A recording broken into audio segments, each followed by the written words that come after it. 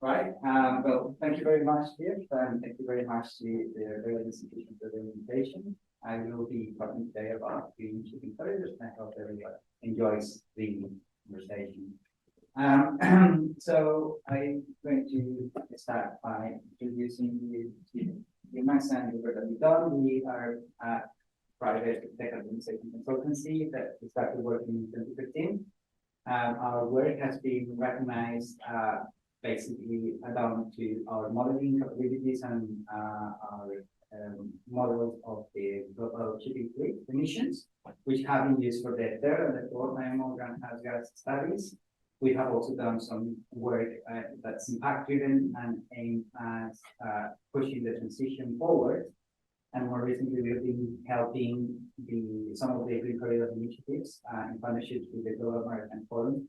And it's exposure to these initiatives that has given me, has informed me and given the material on which I will be basing today's presentation. So let's start by the content of the presentation quite quickly. I'm going to start talking about the challenges of the fuel transition because it's basically a good point to understand why there is a link to green shipping corridors. Then I will dive into green shipping corridors, talk about a few of those that in my view have progressed the most and what are the underlying motivations for the relative success. We will be looking at the involved stakeholders and what are the required agreements that they will need to reach to make the corridor happen. What are some examples of the contentious topics that they need to navigate to reach agreements? Why data is key for progress and for a successful outlook for the green corridor. I will spend some time describing why good prioritization is a key first step and how an iterative process is needed to help the agreement on a cost gap to try to challenge. Finally, I will be looking at the instruments that are available to bridge that cost gap and make some comments on the way in which the outcomes of this year's revised strategy at the IMO will affect green shipping corridors in the medium term. So let's start some basic concepts to frame the conversation. The fuel transition has experienced three main challenges. We could be summarized into three main aspects that green shipping corridors have aimed to address. The first one is the cost gap. I mean, most people will have related to them on the way of the chicken and egg problem.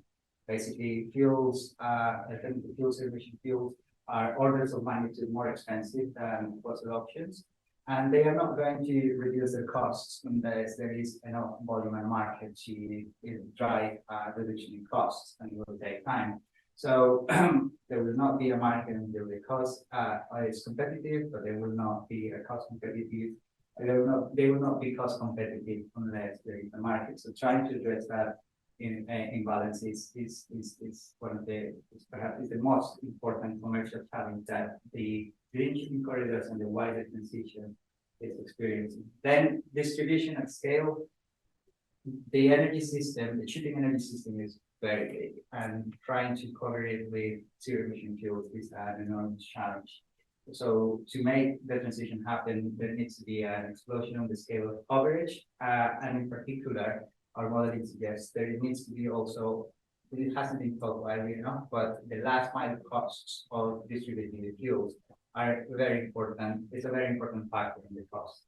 And finally, this has been talked widely as well, the safety and technology aspects of the new fuels. The main fuels considered ammonia, some of the main fuels considered ammonia and hydrogen safety concerns. And the technology to operate vessels on these fuels is still under development. However, for today, I want to spend time mainly on the cost gap because this is a transversal issue. They say not just for the fuel transition, but for green shipping corridors. That is perhaps the main reason why some of them have not progressed enough. So I will have a quick look into what the cost gap is and how it looks. The graph that you're seeing on the screen is an illustrative example of the analyzed end-to-end total cost of ownership of a modeled large container that operates that is modeled to operate in green ammonia and bunkering in the Middle East in 2030.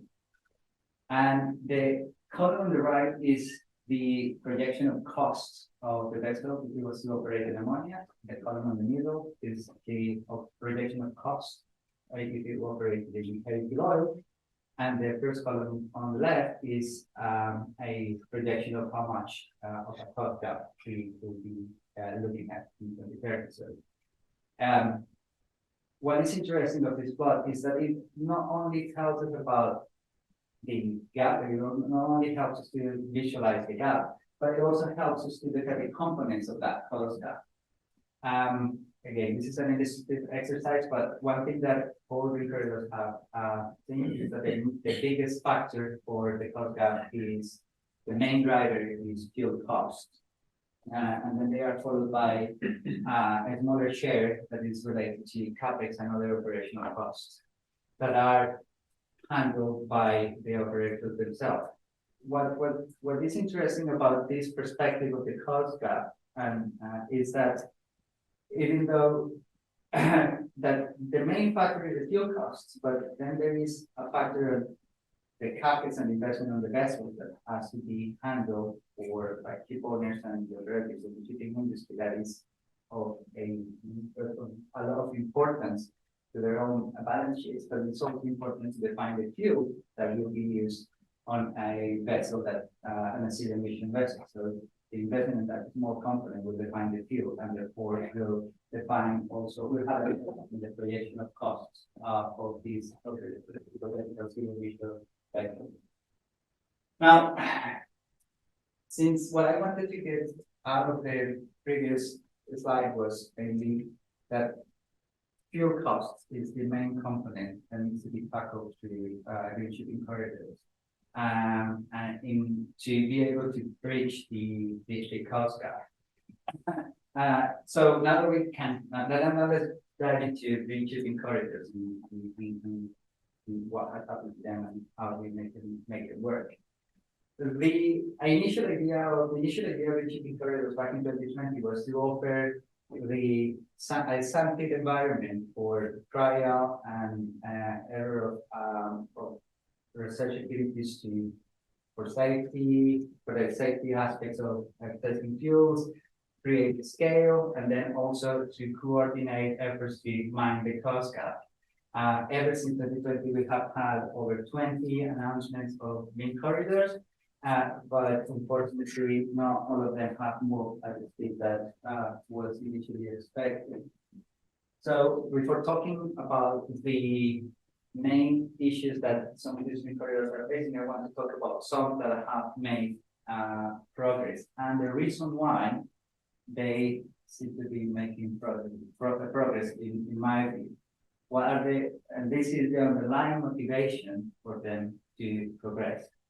The first one is a group of corridors, the Australia to Asia iron ore route, which is being conveyed by the Global Maritime Forum. The Chilean network of green corridors, which is being pushed by the Maritime Model Center for the Shipping Industry, and the Green Shipping Corridor Network, which is an initiative that's starting, it's also being progressed by the Global Maritime Forum. These three routes have one thing in common, is that when you look at the environment of the future fuel producers for the route, they are actually using them actively as a market, as a future market, as a potential future market for their output of fuels. In other words, they have had a lot of support from the fuel producers that see on them a way to export their fuel production. And that has been difficult to push them forward.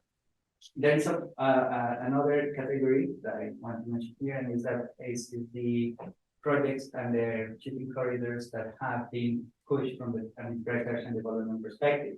And this one in particular, I want to talk about the green corridor in Norway for the ferry and Hydra, which is operated by Norway. It's already operating, it's a zero emission vessel, it's operating on fuel cells, and it has sourced green hydrogen from Germany. So it had a focus on R&D from the start, and it's been pushed through. Now, unfortunately, not all the shipping corridors have had clear motivations to help them navigate the interests of the stakeholders taking part. And this is because there is a lot of stakeholders involved in setting up a green corridor. Where you see on the screen is a map of some of those stakeholders and basic concept, but there is a lot of people that need to get around the table and review and try to agree on a few things. So things like how each one of them will contribute in cost reductions and eventually reach a consensus on the optimum cost gap. How they can, while doing so, look at incentivizing scalability and distribution networks and look at safety. Is there a scope of willingness to pay, actual willingness to pay for zero emission shipping services? This is in particular for cargo owners, forwarders, and brokers. And ultimately, all of them need to get around an idea of a cost gap to request financial support to reach the gap or apply for support from by other way. So it's a complex negotiation process, and there is lots of filters that might get in the way. So I wanted to illustrate some of those contentious issues that need to be navigated through the setting up of a green corridor. Things like the fuel selection and supply. Will the green corridor prefer the local production of fuels, or will they prefer importing it? Will it come down to the costs? And if local production is more expensive than importing, but the objective of the corridor is to reduce the cost gap, why should you not prefer importing if it's cheaper? And things like well-to-wake greenhouse gas emission profiles. Not all fuels translate into the same savings of greenhouse gas emissions. There are some fuels that are more efficient in reducing emissions. Other things like storage and bunkering. If you are old and it's a densely populated city, how do you navigate the idea of storing fuel? What alternatives can you go around? Can you use to go around the safety aspects of storing large quantities of ammonia and hydrogen? Then you can go into things like the baseline fleet, the baseline of the fleet that you want, the carbon banks. Did you choose a specific fleet segments? So say that you're exploring setting up a green corridor from a portal city that caters for containers and cruises. Because of the toxicity of ammonia, it's known that cruise companies are very reticent to consider ammonia as a fuel for cruises. But then if you set up a corridor and focus only on methanol to provide a solution for cruises, what the implications of that decision would be for other segments like containers. And then things like vessel typology. So how willing will the stakeholders, and in particular vessel owners, be to design the vessel with a energy specific focus? Will they be willing to compromise on the nominal speed for the vessel? And then operational patterns as well. Will ship owners and operators agree to reduce the speed of operation or the scope of the speed of operation? Or will they have to negotiate contracts that take into account just-in-time measures? So all these questions are complex. The more people you have in the consortium trying to get the corridor through, the more complex the conversation becomes. And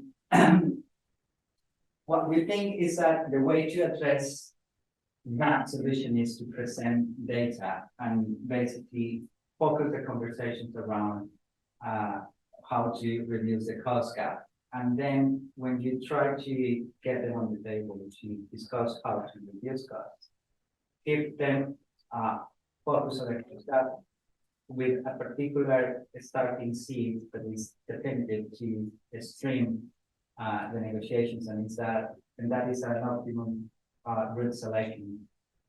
Why a route selection is important? Well, because the route selection will have direct impact on things like the fuel costs. Basically, the closer a route is to low cost and low emission fuels, the cheaper they will be, the cheaper the operation of the vessel will be, and the smaller the cost gap. They will be looking at things like what's the opportunities for the route in terms of cargo trade and current and future cargo trade demand. And this helps to explore willingness to pay from the cargo owners, and also the long-term sustainability of the operation of the route. Things like regularity of activity, because it helps mitigate costs for storage, and it also helps maximize the utilization of very expensive infrastructure for bunkering and storage. And then one that's key, and that we'll explain a bit, is the availability of subsidies and regulation.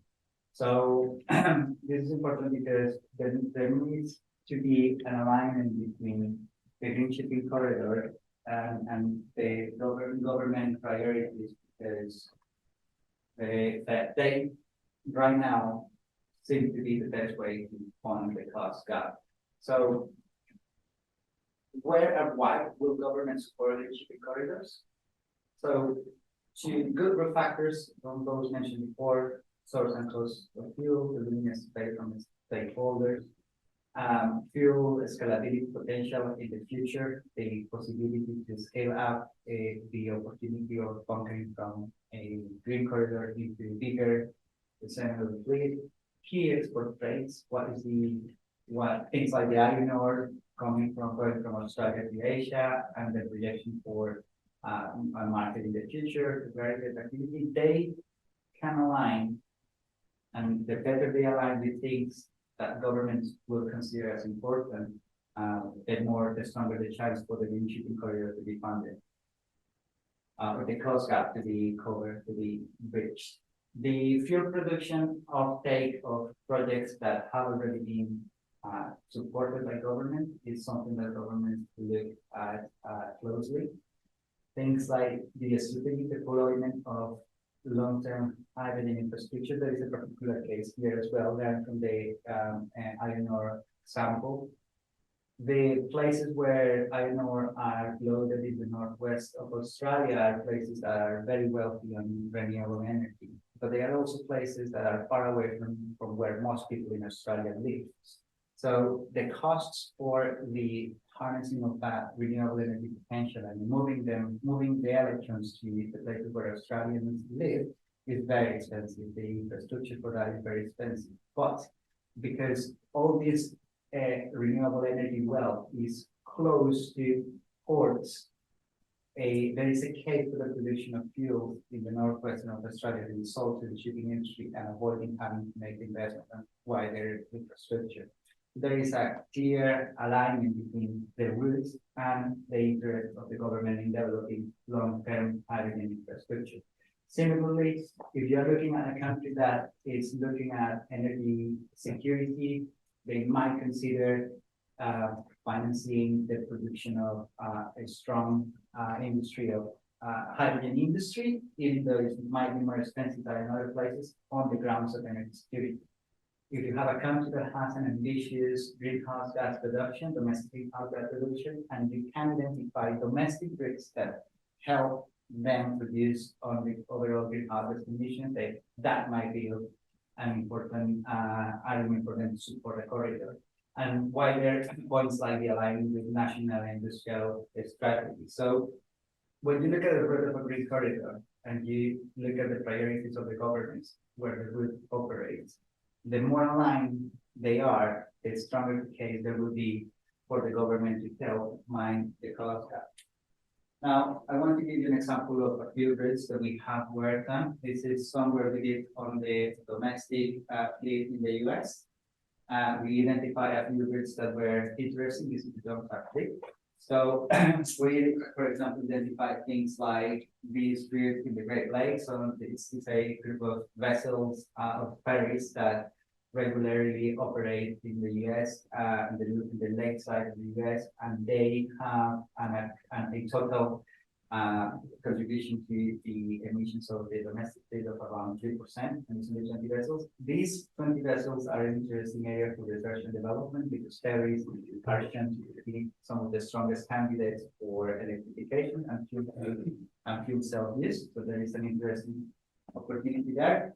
Then you have a group of, I think, 7 or 8 rovers and container vessels that shuttle regularly between Hawaii and the west coast of the US. The places where these ships stop in the US are close to the recently announced hydrogen hub by the US. So there will be affordable low emission fuels, alternative low emission fuels in the places where these vessels operate. This is another interesting, and they account by 5% of the domestic shipping emissions for the US fleet. And there is this example for a 3 railroad vessels that shuttle between Alaska and Washington State. All of them stop at Tacoma, and the synergy with the recently announced Washington State hydrogen hub also offers an interesting opportunity in terms of the cost of fuel. So these are routes that will could make a stronger case to access a government support for their implementation. But I want to spend a bit more time explaining why the prioritization of routes is important. And it is because I see it as the initial step to start an iterative process that is ultimately focused on reaching consensus on the minimum optimum cost gap that is possible between the stakeholders taking part. So if you define the route, you can define the fleet that you will want to decarbonize. By defining that fleet, vessel types and operating profiles, you can estimate what's the equivalence in energy for alternative fuels. And once you have that equivalency of energy, you can estimate the cost of producing those fuels. And you can start engaging in the conversation about which fuels do you choose. Do you go green? Do you go blue? Do you import? Do you produce locally? That conversation, it starts triggering that conversation. And then at that point, you have all the inputs to model your total cost of ownership and estimate the cost gap. And once you have that first output of what the initial cost gap, the baseline case, you can compare and get an impression of how far you will be from actually implementing it. Chances are that in the first round, you will be far away from being able to meet or bridge the gap with the instruments available. So you have to iterate and start over again. And then while you do so, and you will get a chance to review and negotiate any other energy gains. At this step of the process, the stakeholders involved in the Green Corridor will need to start chipping in and contributing in whichever way they think that they can contribute to reduce the overall energy demand of the fleet, and you can start resizing the fleet so that you can, with a focus on reducing the cost gap, progress on to the next stage is to get again to an optimum agreeable cost gap. Now, once you run these iterations, you really need to have engagement from the stakeholders, because this is where you will find who are those that are still in line with the Green Corridor and who of them might not be interested in it anymore. And I think that in the Green Corridors conversations that have been announced, there has been a lack of clarity on those stakeholders taking part and how much they can go along and accompany the process of reaching a successful implementation. So, but once let's take the assumption that you have reached that point of achieving consensus on a viable cost gap. Well, there is the figure on the left. It's not meant to be read. There are a few explanations there, but there are a few examples in there. But I recommend you to have a look at it if you are interested, because it lists all the different types of subsidies that are, some of them are already in place, some of them will be in place, that will help to tackle the different components of the cost gap. I will only briefly mention one of them, which is the supply side type, which is targeted to energy producers. It's basically money that governments give to hydrogen and hydrogen derivative producers to make their product be as competitive as possible with fossil fuels. And that is the type of subsidy that supports the Inflation Reduction Act in the US. And I will get into a bit of detail of that in the next slide. But before that, I also want to bring attention to climate focused regulation. And you might be aware of 55, which is the package of regulation that the European Union has launched to make the industry transit. It has two main components, and the first one is EU ETS. It's basically a kind of a balancing mechanism, a greenhouse gas balancing mechanism, which operates in the following form. Every company, every shipping company that operates, that either departs or arrives into European ports, will have an allocation of emissions. And 50% of those emissions, equivalent to 50% of the emissions generated by fossil fuels. Now, that allocation is a benchmark against, they will be measured every year. If a shipping company, if the fleet of a shipping company goes above that benchmark, then they need to pay for the allocation of extra emissions. And so, for example, if they go 1 ton of CO2 above the allocation, they will need to pay for that 1 ton. If they have spent less emissions that they have been allocated, then they will be able to sell that expenditure in an open market. And in that way, they can get revenue. And the reason for this setup is that they want to incentivize companies that are proactive on reducing their emission profile so that they can financially benefit from that. How does this link to green corridors? Where so if you have a ship that operates and arrives or departs into European ports and it's a zero emission vessel, all the emissions that these ships abate, they will equate to a given amount of money because you will be allowed to sell them in the market. A second instrument that the 55 has is the Fuel EU Maritime. It's basically a emissions intensity reduction target. So your fleet will be expected to reduce its emissions intensity, and if you cannot meet those reduction steps, you'll have to pay a fine. And the revenues that are collected through those fines will then be redistributed. Some of them will be redistributed back into the industry, or at least that's the expectation, because the negotiations are still happening on that. But there are these two types of instruments to help bridge the cost gap. And in some cases, the cost gap might be very close to be reduced.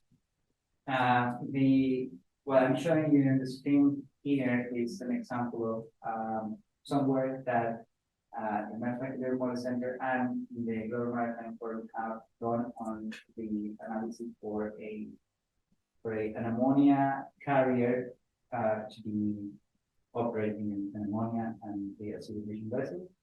They have modeled the carrier as a vessel operating between the US and the European Union. And by getting the operation, by having this operation, this vessel will be entitled to apply for the bunker fuel in the US that is supported by the IRA. It's also It will also be covered by 255 and EUTS, which will come live in 2025. If you can combine it with some energy efficiency measures like the global steaming, you basically accumulate different energy. You will accumulate savings that will help you bridge the gap. The plot that is on the left is an example of different combinations of those measures. And the one that I focuses on the last block of columns, what they illustrate is that based on their analysis, by 2076, this hypothetical vessel will be already be viable based on this level of support. The map that we have on the right is some analysis that we have done at UMass, looking at routes that exclusively operate between the US and the European Union. So we have identified a few vessels that have that operational profile, which are, in our view, very interesting opportunities to trigger the transition.